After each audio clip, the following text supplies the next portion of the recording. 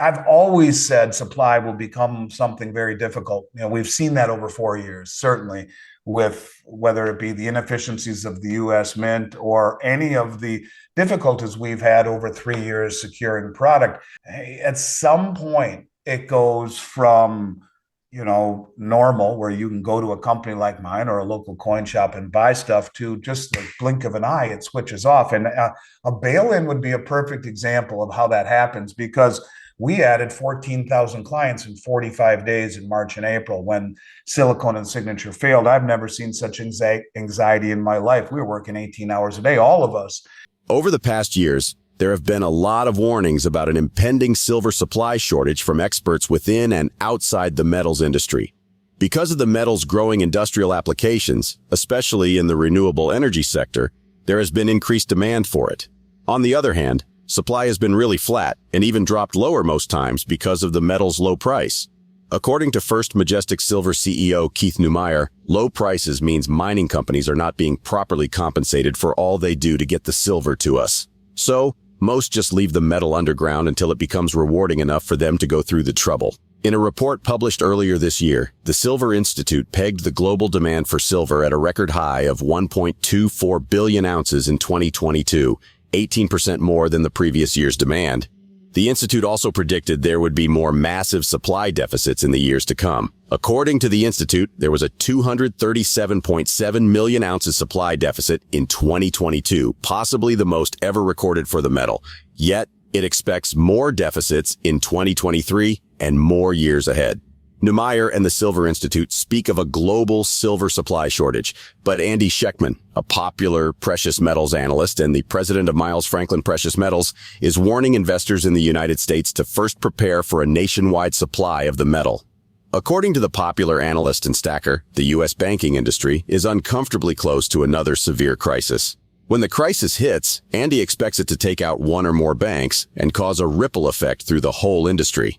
He adds that the contagion will not stop in the banking industry and will quickly spread through the economy, which is why, as soon as people get the first hint of a coming collapse, they will begin to rush into safe haven assets like gold and silver, Andy predicts.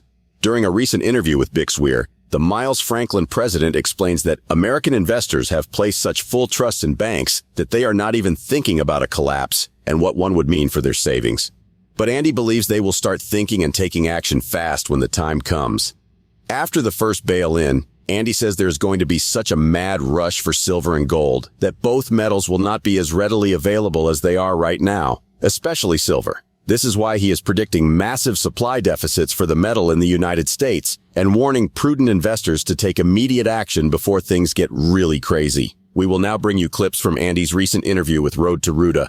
Please watch, share, and like this video. Also, ensure you subscribe to the channel, turn on post notifications for more videos, and don't forget to drop your comments and reactions in the comments section below. Thanks, and enjoy the video. Keith Neumeyer is a friend of mine, and I try and catch when he's around. I always go and talk with him when I'm at shows with him or whatnot. But he said something the other day that I found to be really very interesting. For those of you who don't know, Keith is the CEO of First Majestic Silver, and he sticks out to me because he's a businessman. He's not a geologist in an industry dominated in terms of CEOs by very dry, boring executives whose whole life has been spent studying rocks. Keith is a rock star businessman, and he said something very interesting, that what he's noticing this year in his speaking engagements around the country is that for the first time ever, he's seeing auto manufacturers at these shows. They're going directly to the show to talk to guys like Keith, to disintermediate the exchanges and go right to the source to secure their silver going forward. You can see an acceleration not only of the drawdown of the exchanges like the Shanghai Futures and the Shanghai Metals Exchange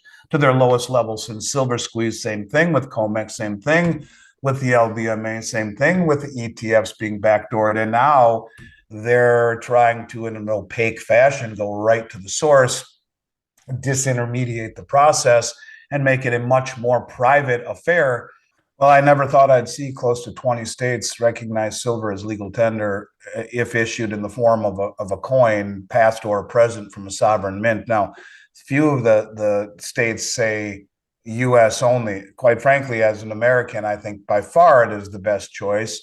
We can talk about the fact that most people have never seen a gold or silver coin ever before in this country. So having something that is recognized as legal tender in this country, I think, is a huge deal. We can talk about, Bill Holter, my friend Bill, and I can say this because he's said it publicly. And Jim Sinclair, his former partner, told me personally, and I've heard him say it publicly, that his family is related to the Goldmans and Goldman Sachs. Jim's real last name is Seligman. His father is Murray Seligman, a very famous trader on Wall Street. I think he was involved in liquidating the Hunt Brothers portfolio. Google him, he pops up, Murray Seligman. But Jim told me that he was told by his family, someone in his family, that there would be two resets. And you could argue we are in the midst of the first, which he said would be man-made, and it wouldn't work. And when the second reset came around, that was authored in by Mother Nature, that the powers that be would confiscate things in this country that were not American in origin. Now, I can't vouch for that other than that I heard it. It was said to me personally. Look, there are reasons to buy the American Eagle coin. For me, they're the most sought after, at least as a business owner. It's what I pretty much buy exclusively: American Eagle gold, silver, American Buffalo gold.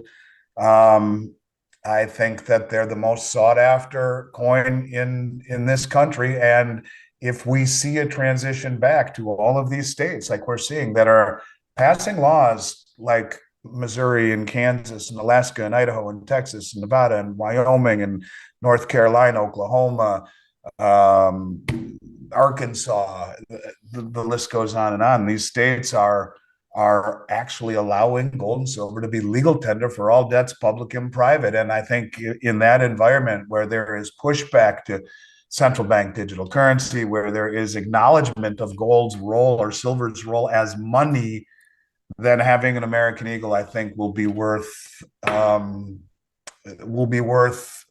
a little bit of an extra premium right now. Now, I wouldn't have said this over the last 3 years when the premiums were out of sight.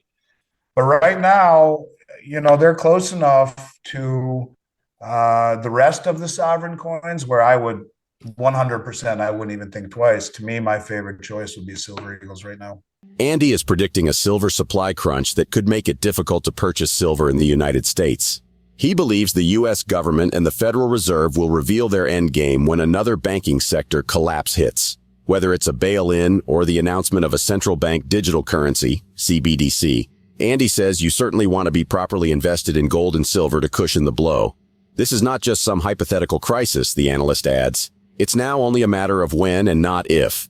During his discussion with Bix, Andy further discusses what he thinks the collapse will look like and the impact it will have on the economy of the United States. The thing that most people don't quite grasp yet is that at the end of the 2008 financial crisis, the Dodd-Frank law was put into place. And this was put into place so that the mistakes from '08 wouldn't be replicated or duplicated again down the road. And here we are down the road, and we see banks fail. And what did Dodd-Frank say? Dodd-Frank said that bailouts wouldn't be legal. And yet Silicon Valley Bank and Signature Bank were bailed out. And that was why there was such outrage from the Republican senator from Oklahoma who questioned why this was being allowed when the law said it wasn't. And, just a side note to that, by the way, not enough light has been shed upon the fact, in my opinion, that when there was another subcommittee hearing, Republican subcommittee hearing or House subcommittee hearing on Silicon Valley Bank, and for 3 years, 10 accounts held $14 billion in checking accounts for 3 years in Silicon Valley Bank. And, that's with interest rates at barely above zero, with FDIC insurance of $250. You have 10 accounts with on average 1.4 billion in them each for 3 years. Now, where the hell was risk management of the corporation, of the bank, and of FDIC? And why were these banks not bailed in the way that Dodd-Frank says? Well, Janet says they are too systemic, which is just a bunch of bullshit. They should have lost everything. They should have been bailed in. That's what the law said. And that's what people are missing.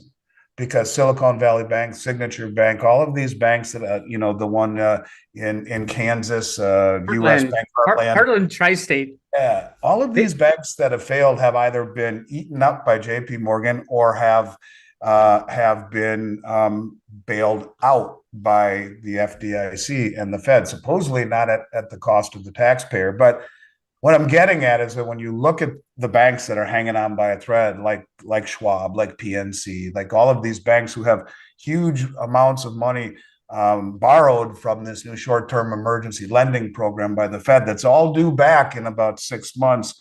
Some of them, like Schwab, I believe, has borrowed as much as 130% of equity. There's some banks that are just barely hanging on by a thread. And as the banks continue to sell their assets to meet redemption requests, it pushes rates up higher and higher and higher. It's a self-fulfilling prophecy. It is going to obliterate the banks, but what no one is remembering, or not enough of us, is that the banks will be bailed in, and they're going to make a point of that happening one of these days. And when that happens, the amount of anxiety and chaos, I think, will be unlike anything we've ever seen, because that's something that most people couldn't even fathom. Since we were little kids, we're putting nickels and dimes in a piggy bank, thinking that it's safe. We put our paychecks in the bank because it's safe. Yeah, when you invest it in stocks, that's risky. When you invest it in bonds or gold or silver, that's risky, right? You put it in the bank, it's not, until it is. And I don't think people grasp that yet. In fact, most people I come across day to day, Bix, they don't know what bail-ins are. They have no idea. And that is when I think it really gets crazy in this industry. A few days ago, Rich Dad, Poor Dad author Robert Kiyosaki penned similar warnings about an impending collapse and how silver will thrive in such an environment. In a post to his 2.4 million followers on social media platform X, Robert wrote, "Biggest investment bargain. Silver is still 50% below all-time high in demand by greeny solar EVs. Silver is the second most used commodity after oil. Silver has been money for centuries. Who can't afford one silver coin, yet most people prefer to save counterfeit fake dollars? Sad." Though they are communicating using different words, Andy and Robert are both emphasizing the importance of getting your wealth completely out of the system, so you will not be one of the many victims of the next crash. What do you think about their predictions? Do you think the possibility of another banking sector collapse is currently overstated or not being discussed enough? Please share your comments and observations in the comments section below. Also, ensure you like this video, subscribe to the channel, and turn on post notifications for more videos like this. Thanks for watching.